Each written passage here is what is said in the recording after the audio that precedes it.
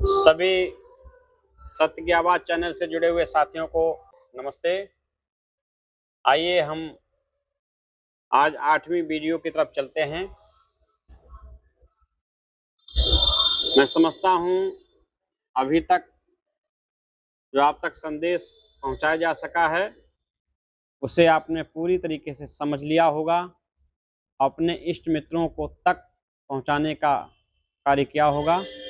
यदि नहीं किया है तो आप करने का संकल्प लें और चैनल को सब्सक्राइब करें, लाइक करें और शेयर करना ना भूलें। ये मैं आपसे सहयोग की अपेक्षा रखता हूं। आप ऐसा करेंगे तो हमारा उत्साहवर्धन होगा और भी इससे अच्छा आप तक संदेश देने का कार्य करूंगा मैं। आइए हम आज ईश्वर है या नहीं है तो कैसा है 8वीं वीडियो की तरफ चलते हैं। सत्संग प्रेमी सज्जनों, पुराण और अवतारवादियों का कथन है कि सतयुग में चारों चरण से पूर्ण धर्म था। धर्म की हानि किंचित मात्र न थी, पर ईश्वर धर्म की हानि होने पर अवतरित होता है। तो सतयुग पूर्ण धर्म युग में ईश्वर 4 बार अवतरित कैसे हुआ? क्या सतयुग धर्महीन था? क्या पुराणों की सतयुग में पूर्ण धर्म होने की घोषणा मिथ्या थी? यदि सतयुग में चारों चरण धर्म होने की बात सत्य है तो 4 अवतार होने की बात मिथ्या है। यदि 4 अवतार होने की बात सत्य है तो चारों चरणों से पूर्ण धर्म होने की बात मिथ्या है। ये दोनों बातें ऐसी ही एक साथ सिद्ध नहीं हो सकती जैसे अंधकार और प्रकाश का एक साथ होना सिद्ध नहीं हो सकता। वस्तुतः जहां अंधकार होगा वहां प्रकाश नहीं हो सकता और जहां प्रकाश होगा वहां अंधकार नहीं हो सकता, क्योंकि प्रकाश की अनुपस्थिति ही अंधकार है। बाकी अंधकार का स्वयं में कोई अस्तित्व नहीं होता। इसी प्रकार यदि सतयुग में चारों चरण धर्म था तो ईश्वर के 4 अवतार नहीं हुए होंगे। यदि अवतार हुए होंगे तो सतयुग में धर्म नहीं होगा। दोनों बातें सत्य नहीं हो सकती, इनमें से एक बात अवश्य मिथ्या होगी। अब मैं पुराण तथा अवतार वाद के समर्थकों से पूछता हूं कि अब आप बताइए कि इन दोनों बातों में कौन सी बात सत्य है और कौन सी बात मिथ्या है। कि ईश्वर का अवतार धर्म की हानि होने पर होता है तथा असुर अधम अभिमानियों के होने पर पाप बढ़ता है। उनको नष्ट करने के लिए परमपिता परमात्मा अवतरित लेता है। सतयुग में ईश्वर के जो 4 अवतार मत्स्य कूर्म बारहा तथा नरसिंह नाम से हुए, क्या इन चारों प्राणियों को धर्म का ज्ञान कराने से भी हो सकता है? क्या ये धर्म को जान सकते हैं? क्या ये चारों प्राणी धर्म को धारण कर सकते हैं अर्थात चरितार्थ कर सकते हैं? तो इसका एकमात्र उत्तर होगा नहीं, क्योंकि संसार के प्राणियों में यदि कोई प्राणी धर्म को जान सकता है अथवा धारण कर सकता है तो वह एकमात्र मानव प्राणी है, दूसरा नहीं।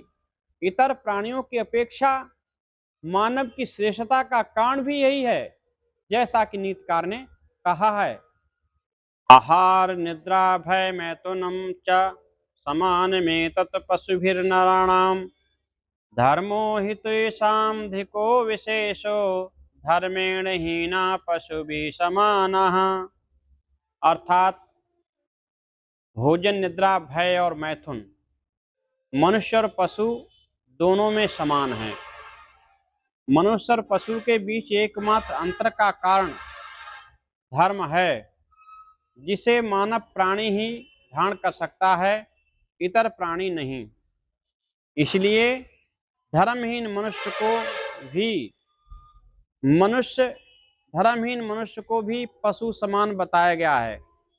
अब आइए जाने वह धर्म क्या है जिसको धारण करने पर ही मानव मानव कहलाता है और ना धारण करने से बिना पूंछ का पशु कहलाता है।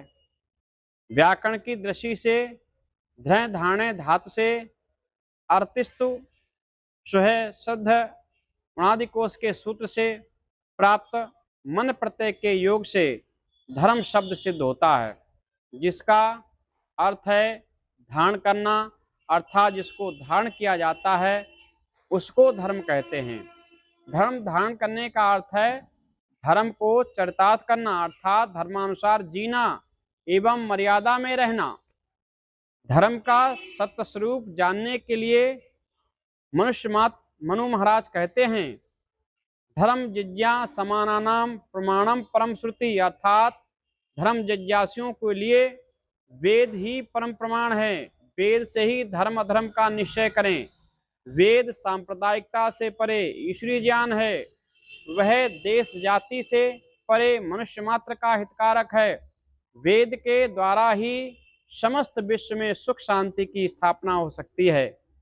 संसार के पास भय, संसार के पास अन्य कोई दूसरा रास्ता नहीं है, दूसरा कोई साधन नहीं है।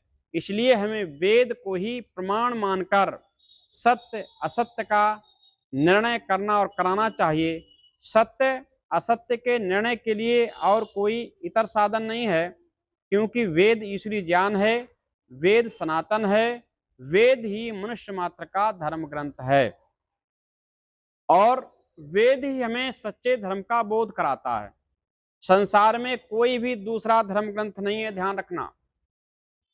और संसार में वेद के अतिरिक्त जिस धर्म को वेद बता रहा, उस धर्म के अतिरिक्त कोई संसार में धर्म भी नहीं है। जितने भी आज धर्म चल रहे हैं, चाहे वो हिंदू धर्म हो, चाहे वो सिख धर्म हो, चाहे ईसाई धर्म हो, चाहे मुस्लिम धर्म हो, चाहे पारसी धर्म हो, चाहे बौद्ध धर्म हो, चाहे जैन धर्म हो, ये धर्म नहीं है, ये मत हैं, ये विचार हैं, किसी व्यक्ति के द्वारा चलाए हुए विचार किए हुए, धर्म नहीं है। ना ये एक भी सनातन नहीं हो सकते। सनातन वही है जो सदा से है, जो सदा से है और सदा रहेगा, जो पहले भी था, इस सृष्टि काल से पूर्व था।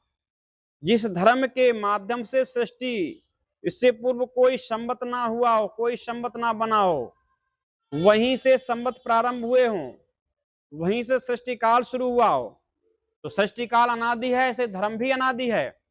सृष्टि काल का भी कोई आदि अंत नहीं है। ये सृष्टि बनती बिगड़ती रहती हैं, ये अनादि चक्र चलता रहता है। इसलिए धर्म भी अनादि है, इसलिए धर्म भी सनातन है। तो जिस धर्म को वेद बता रहा है वही धर्म है, आगे निश्चय होगा, वही धर्म है और वह मनुष्य मात्र का धर्म है। जैसे ईश्वर एक है, सत्य एक है, प्रकृति एक है, ऐसे ही धर्म भी सारी दुनिया के मनुष्यों के लिए एक है। जितने भी अलग अलग धर्म माने, समझ लीजिए वो धर्म से अलग हैं, वो धर्म को नहीं पहचान पाए, धर्म को नहीं जान पाए। इसलिए धर्म मनुष्य मात्र का एक है। उस धर्म के जानने से ही मनुष्य मनुष्य बनता है। उस धर्म को जिसने छोड़ दिया, त्याग दिया, वो मनुष्य नहीं पशु हो गया। धर्मेण हीना पशु भी समाना। कुछ लोगों ने तो धर्म को मानना ही छोड़ दिया, कहते हम धर्म को नहीं मानते। मैं मानता हूं तुम धर्म को नहीं मानते तो पशु हो। जो धर्म को नहीं मानता वो पशु है, पशु ही धर्म को नहीं मानता। और जो धर्म को नहीं मानेगा वो माता और पत्नी में भेद नहीं मानेगा। माता पत्नी में भेद करने वाला ही, माता को माता मानने वाला, पत्नी को पत्नी मानने वाला ही धर्मात्मा हो सकता है। और यदि धर्मात्मा नहीं है, उसके लिए तुम नारी क्या है, एक मादा के रूप में, ना कोई माता ना कोई पत्नी है। इसलिए मर्यादा में रहने वाला व्यक्ति धर्मात्मा हो सकता है और मर्यादा को सिखाने वाला केवल वैदिक धर्म है। इसलिए हमारे धर्म का एक नाम ये भी है, सत्य सनातन वैदिक धर्म। जो सत्य है, सनातन है, सदा से था, आज भी है, आगे भी रहेगा। जो ऐसा नहीं कि जो पहले नहीं था आज है वो सनातन हो गया, या आज है आगे नहीं रहेगा वो सनातन हो गया। सनातन वही है जो पहले भी था, आज भी है और आगे भी रहेगा। जो पहले था आज नहीं है वो सनातन नहीं, पुरातन हो गया। या जो आज है आगे नहीं वो नूतन है, जो पहले नहीं था आज है वो नूतन है। और जो आज है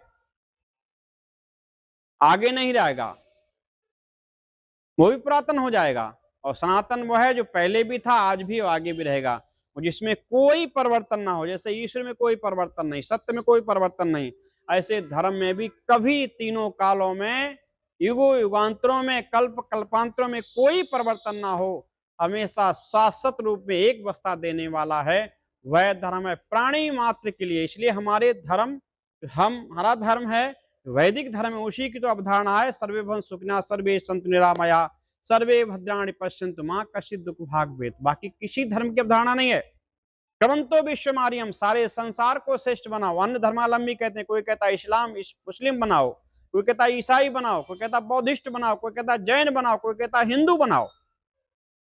लेकिन ये क्या कहता, धर्मेण हीना, ये क्या कहता है, क्रमंतो विश्वमार्यम, सारे संसार को श्रेष्ठ बनाओ। हमारे धर्म की अवधारणा है, हमारे धर्म की अवधारणा सारे विश्व को परिवार मानो, सबको सुखी बनाओ, स्वयं ही सुखी ना रहो।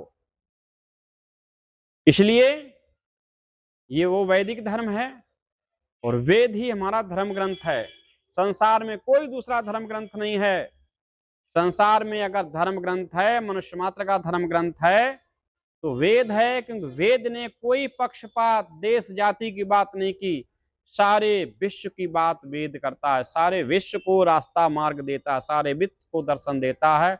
इसलिए आइए हम वेदों की ओर लौटें। ऋषि दयानंद ने भी कहा था, ऐ दुनिया के लोगों, तुम यदि सुख शांति समृद्धि और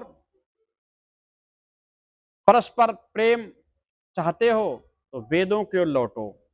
सारे विश्व को परिवार की भांति देखना चाहते हो, शांति में सुख में, तो वेदों की ओर लौटो। अपने मानव जीवन को सफल बनाना चाहते हो तो वेदों की ओर लौटो। अपने मानव जीवन के धर्म अर्थ काम मोक्ष 4 ये लक्ष्य है, इनको पाना चाहते हो तो वेदों की ओर लौटो।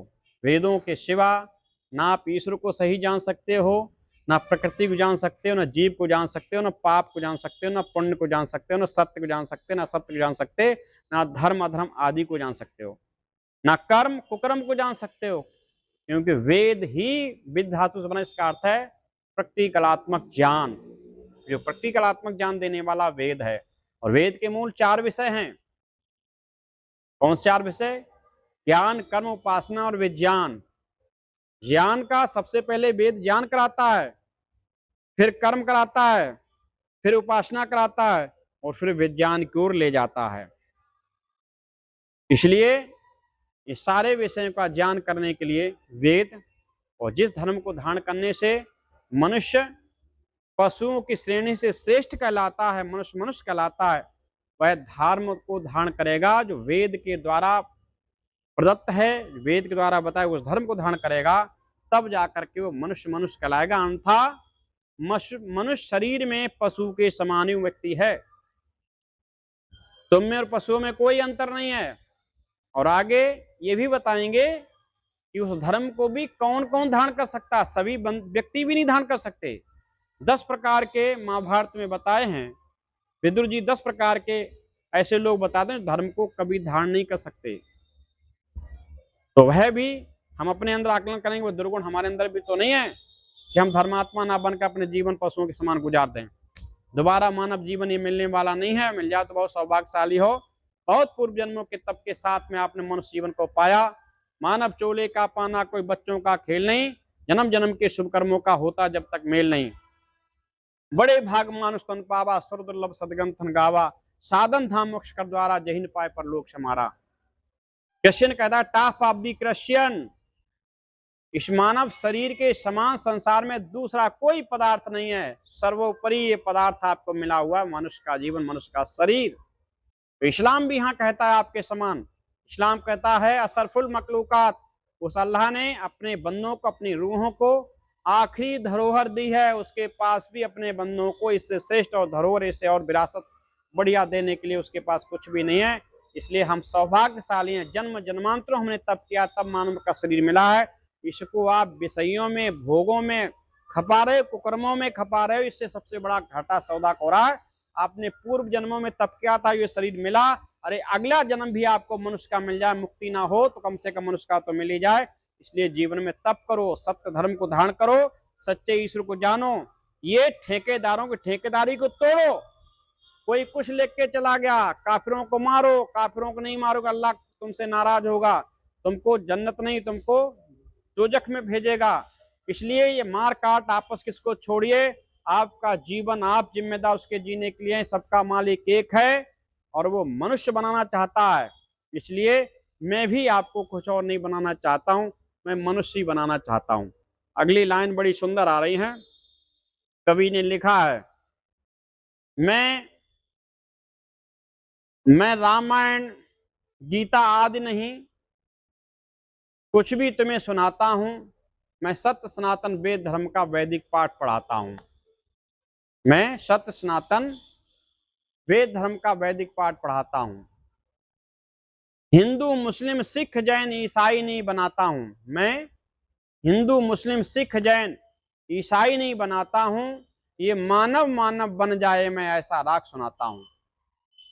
ये मानव मानव बन जाए मैं ऐसा राग सुनाता हूं। मैं आपको हिंदू नहीं बनाना चाहता हूं, मुस्लिम बनाना नहीं, सिख ईसाई बनाना नहीं, क्योंकि इससे बनने से कोई कल्याण नहीं होने वाला। आप कितने मुसलमान बन जाओ, कितने हिंदू बन जाओ, कितने सिख हो जाओ, अरे परमपिता परमात्मा तुमको हिंदू मुस्लिम सिख ईसाई नहीं बनाकर भेजा था संसार में, तुमको मनुष्य बनाकर भेजा था। इसलिए वेद कहता है मनुर्भव मनुर्भव है मनुष्य, तू मनुष्य बन।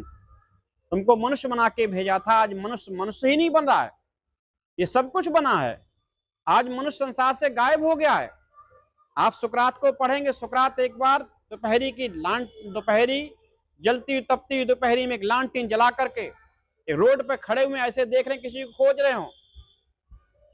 किसी देखने वाले ने देखा, कहा अरे सुकरात क्या पागल हो गए क्या, ये दोपहरी में लांटीन जला के खोज रहे हैं, किसी को देख रहे हैं।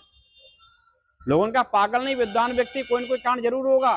तो लोगों का चलिए पूछने चल के, लोग पूछने के लिए गए उनके पास, महाराज दोपहरी की तपती धूप में आपको दिखाई नहीं दे रहा, लालटेन से क्या देख रहे हैं। बोले कि दोपहरी में तो बहुत दिनों से मैं देख रहा हूँ, कोई जिसको मैं खोज रहा हूँ वो दिखाई नहीं दे रहा है, इसलिए मैंने सोचा हो सकता सूर्य का प्रकाश कम हो, इसलिए लालटेन जला लेते हैं, कुछ ना कुछ प्रकाश बढ़ेगा तो हो सकता दिखाई दे जाए। तो क्या देख रहे हो। बोले कि मनुष्य को खोज रहा हूँ, मनुष्य को, मुझे मनुष्य नहीं दिखाई दे रहा है, मनुष्य गायब हो गया है। लोग बोले अरे ये सड़क पूरी भरी जा रही है, कोई मोटरसाइकिल पर, कोई कार पे, कोई ट्रैक्टर पे, कोई ठेला, कोई बस पर, ये कोई पैदल, ये तमाम ट्रैफिक जाम हो रहा है, ये मनुष्य ही तो सब जा रहे हैं। सुकरात कहते हैं इनमें एक भी मनुष्य नहीं है। अरे एक भी मनुष्य नहीं, हाँ एक भी मनुष्य नहीं है और मनुष्य गायब हो रहा है। ध्यान रखना, जब मनुष्य गायब होता है संसार में भूचाल आते हैं, संसार में भयंकर दुखों का परिणाम आता, भयंकर दुख आते हैं, भयंकर कष्ट उत्पन्न होते हैं। इसलिए मैं अंदर से दुखी हो रहा हूं, मनुष्य को खोज रहा हूं, कहीं मिल जाए मनुष्य। लोगों ने कहा मनुष्य है, उन्होंने कहा नहीं, देखो खोज के, पूछ के देखो। लोग चल दिए, खड़े हो गए, कुछ इस तरफ रोड के, कुछ उस तरफ, पूछना शुरू किया भैया आप कौन हो। तो कोई करा डॉक्टर, कोई करा मास्टर, कोई करा कलेक्टर, कोई करा मिनिस्टर, कोई करा मास्टर, कोई करा डॉक्टर, कोई करा हिंदू, कोई करा मुस्लिम, कोई करा सिख, कोई ईसाई, कोई बौद्ध, कोई जैन, कोई पारसी, कोई यहूदी। कोई कह रहा है हम अगड़े, कोई कह रहा पिछड़े, कोई कह रहा पंडित, कोई कह रहा छत्री, कोई कह रहा ठाकुर, कोई कह रहा किसान, कोई कह रहा काची। विविध प्रकार के नाम लेते रहे लोग, सुबह शाम तक पूछने वाले पूछते रहे, लेकिन किसी ने भी ये नहीं कहा मैं मनुष्य हूं। निराश होकर सुकरात के पास वो लोग आ गए और सुकरात ने पूछा बोलो कोई मनुष्य मिला। बोले महाराज कोई मनुष्य नहीं मिला। सुकरात ने बस मैं मनुष्य की खोज रहा हूं, वो मनुष्य गायब हो गया। इसका सिद्ध हो रहा है कि इस भूचाल आने वाला, इस पृथ्वी पर बहुत बड़ा नरसंहार होने वाला, बहुत बड़ा अत्याचार होने वाला, कि जहां मनुष्य नहीं रहेगा वहां व्यवस्थाएं भंग होंगी, पशु रह जाएंगे और पशु कभी व्यवस्था को नहीं संभालते, व्यवस्था बिगाड़ते हैं और पशु आपस में लड़ते हैं, भक्षण करते हैं। इसलिए मनुष्य समाप्त हो गया। मनुष्य को खोजो और मनुष्य की वृद्धि करो। तो मनुष्य खोजा नहीं जा सकता, मनुष्य को बनाया जा सकता है। वेद कहता है, ऋषिवर दयानंद का मनोभाव मनुष्य तू मनुष्य बन तो वेदों की ओर लौट। इसलिए मेरा भी उद्देश्य भाई ऋषि का उद्देश्य है जो शुभ संस्कार जो लोगों के सो गए उनको मैं जगाना चाहता हूँ, उनको विद्यादान देना चाहता हूँ, उनको सत्य का मार्गदर्शन कराना चाहता हूँ। हो सकता है कुछ लोगों को असत्य का इतना बड़ा चश्मा लगा हुआ है, ये सत्य उनको फीका लग रहा हो, क्योंकि जब बुखार चढ़ा होता है, जब ज्वर चढ़ा होता है तो लोगों को स्वादिष्ट भोजन भी स्वादिष्ट नहीं लगता, वो भी अरुचिकर हो जाता है। ऐसे ही जो अविद्या में बहुत फंसे हुए हैं, जो अभिमान में अहंकार में बहुत फंसे हुए हैं, उनको ये सत्य बातें हो सकती ना लगें, लेकिन नहीं लगेंगे उनका दुर्भाग्य है। इसलिए मेरे भाइयों, मैं पुनः पुनः आपको आश्वासन देता हूं, मेरा किंचित मात्र भी ऐसा नहीं उद्देश्य है कि आपको किसी प्रकार की ठेस लगे, चोट लगे। मैं आपको कहीं पर से दुखाना नहीं चाहता हूं, मैं आपको सत्य का संदेश देना चाहता हूं, जिससे आप सत्य को समझें। उन ऋषियों की जो वाणी है आप तक पहुंचाना चाहता हूं, उस परम पिता की वैदिक वाणी उसको आप तक पहुंचाना चाहता हूं, संदेश देना चाहता हूं। विविध प्रकार के माध्यम से मैंने इसी में जीवन लगाया हुआ है, मेरे पास दूसरा कोई कार्य नहीं, मैं ईश्वर की ही नौकरी करता हूं, बाकी कोई नौकरी नहीं करता हूं। उसके ऊपर मेरा पूरा जीवन निर्भर है और मैं ये विचार करता हूं सुबह शाम संध्या में बैठ के, हे प्रभु हमसे कोई अनर्थ ना हो जाए, हमसे किसी का ऐसा कोई कर्म ना हो जाए जिससे किसी प्राणी को भी दुख पहुंचे, चींटी को भी हमसे कष्ट नहीं पहुंचना चाहिए, ऐसी विचारधारा रखता हूं। आप मेरे हृदय से मेरी बात को स्वीकार करें। कहीं पर से अगर आपको लग रहा हो को आप समझ नहीं आ रहा हो, आप हमसे शिष्टाचार के साथ मोबाइल के माध्यम से, मेरे चैनल पे मोबाइल नंबर चलते रहते हैं, आप हमसे पूछ सकते हो, मिलकर के भी वार्ता कर सकते हो, मिलकर के भी समाधान करने की कोशिश करता हूँ, करता भी रहूँगा। तो मेरा उद्देश्य इतना ही है कि आप लोग सत्य को जानें, असत्य का त्याग करें। आइए आज की वीडियो को फिर यहीं विराम देता हूँ, अगला वीडियो फिर यहीं से आपको हम प्रारंभ करेंगे। तब तक लिए नमस्ते नमस्ते।